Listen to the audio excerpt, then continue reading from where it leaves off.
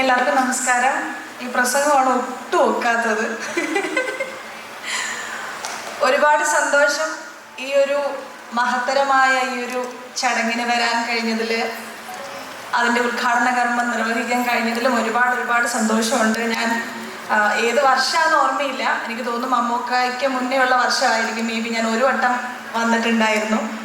അപ്പോൾ അന്നാണ് ഈ ഒരു ഷോയെ പറ്റിയിട്ടും അന്ന് നടത്തിയ കുറേ ഫാഷൻ ഷോ, പെർഫോമൻസ്, അപ്പോൾ ഇത്രയും വലിയൊരു കമ്മ്യൂണിറ്റിയെ പറ്റിയിട്ടും ആ ഒരു കമ്മ്യൂണിറ്റീൻ്റെ പവറും അതിലുള്ള ആൾക്കാരുടെ സ്കിൽസൊക്കെ മേ ബി അന്നായിരിക്കും ഞാൻ ആദ്യമായിട്ട് നേരിട്ട് കാണുന്നത്.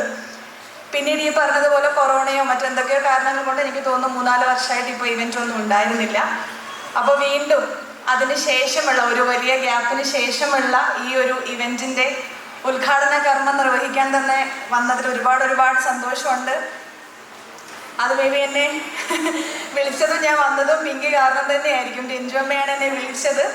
പക്ഷേ എന്തുകൊണ്ടൊക്കെയോ ഈ ഒരു കമ്മ്യൂണിറ്റീനെ പറ്റിയിട്ടും അതിലുള്ള ഓരോ ആൾക്കാരെ പറ്റിയിട്ടും അവരുടെ സ്റ്റോറീസും ഒക്കെ ഞാൻ ഏറ്റവും കൂടുതൽ അറിഞ്ഞതും അല്ലെങ്കിൽ എനിക്ക് അറിയാൻ ഭയങ്കര എക്സൈറ്റ്മെൻറ്റും ഉണ്ടാക്കിയ ഒരു ഫാക്ടർ എന്ന് പറയുന്നത് പിങ്കിയാണ്. കാരണം പിങ്കിയിലൂടെയാണ് ഞാൻ നിങ്ങളിലെ ഓരോരുത്തരെ ആൾക്കാർ അനുഭവിച്ച കാര്യങ്ങളാണെങ്കിലും അവർ എന്തോരം സർവൈവ് ചെയ്തിട്ടുണ്ട്, അല്ലെങ്കിൽ എന്തോരം കാര്യങ്ങൾ തരണം ചെയ്തിട്ടാണ് അവർ അല്ലെങ്കിൽ നിങ്ങൾ ഓരോരുത്തരും നിങ്ങളിലേക്ക് എത്തിയതെന്നുള്ള ആ ഒരു വഴി ഞാൻ കണ്ടിട്ടുള്ളത് പിങ്കി വഴിയാണ്.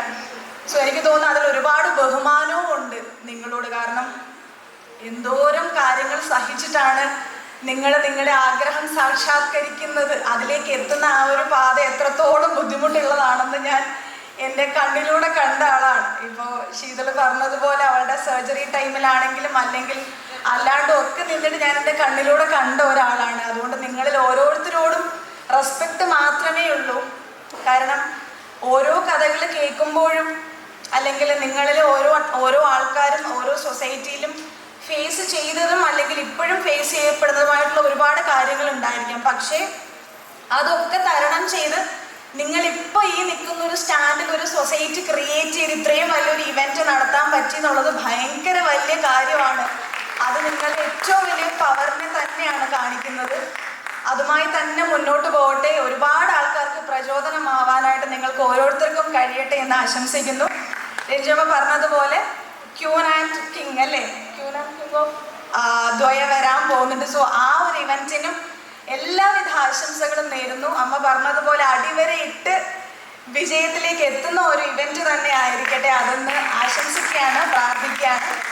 അപ്പോൾ എല്ലാവരെയും കാണാൻ കഴിഞ്ഞതിൽ ഒരുപാട് സന്തോഷം. എന്നെ ഈ ഒരു മഹത്തായ ഇവൻറ്റിലേക്ക്, ഈ ഒരു ഉദ്ഘാടന ചടങ്ങിലേക്ക് വിളിച്ചതിലും ഒരുപാട് സന്തോഷം. പിങ്കിയോടും രഞ്ജിയമ്മയോടും അതുപോലെ തന്നെ വേദിയിലിരിക്കുന്ന എനിക്ക് തോന്നുന്നു എല്ലാവരും എൻ്റെ തുടക്കകാലത്ത് എനിക്ക് ഭയങ്കരമായിട്ട് ഹെൽപ്പ് ചെയ്തിട്ടുള്ള ആൾക്കാരാണ്.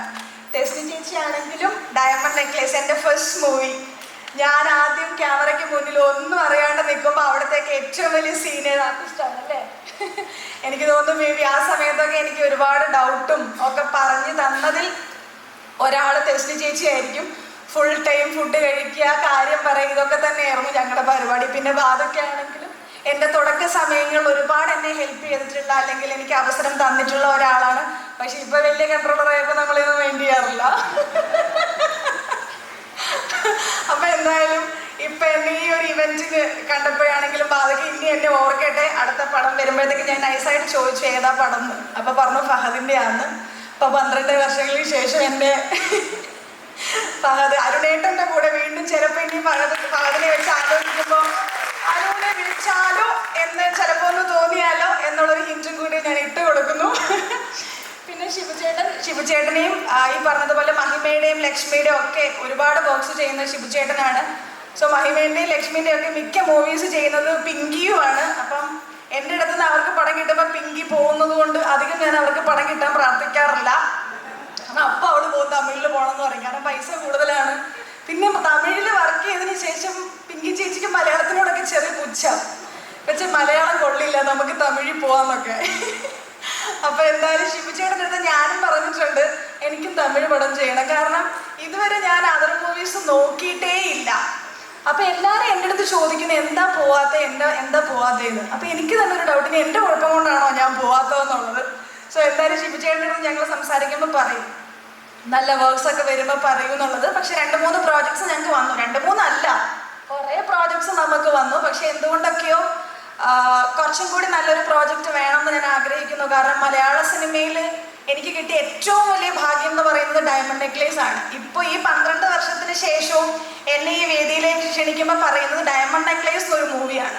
ആ മൂവിയിലാണ് ഇപ്പോഴും ഞാൻ അറിയപ്പെടുന്നത്. അതൊരു വലിയ ഭാഗ്യമായിട്ട് കാണുന്ന ഒരാളാണ് ഞാൻ. അപ്പോൾ അതുകൊണ്ട് തന്നെ മറ്റൊരു ലാംഗ്വേജിലോട്ട് പോകുമ്പോഴും അവിടെയും അങ്ങനത്തെ ഒരു നല്ല തുടക്കം കിട്ടണമെന്ന് ആഗ്രഹിക്കുന്ന ഒരാളാണ് ഞാൻ. സോ ഷിബു ചേട്ടൻ ത്രൂ എനിക്ക് ആ തുടക്കം എത്രയും പെട്ടെന്ന് തരട്ടെ എന്ന് അതും ഞാൻ ഇവിടെ വെച്ച് പറയുന്നു. എല്ലാ ആഗ്രഹങ്ങളും ഞാൻ പറയുകയാണ്.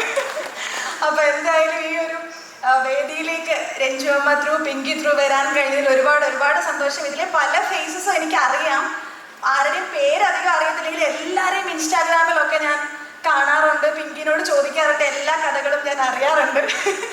അപ്പോൾ എന്തായാലും വീണ്ടും കാണാം. എല്ലാവരും ഹാപ്പി ആയിട്ടിരിക്കുക, സന്തോഷമായിട്ടിരിക്കുക. Thank you so much. കൂടുതൽ വീഡിയോസിനായി B4 Blaze ഫോളോ ചെയ്യൂ, സബ്സ്ക്രൈബ് ചെയ്യൂ.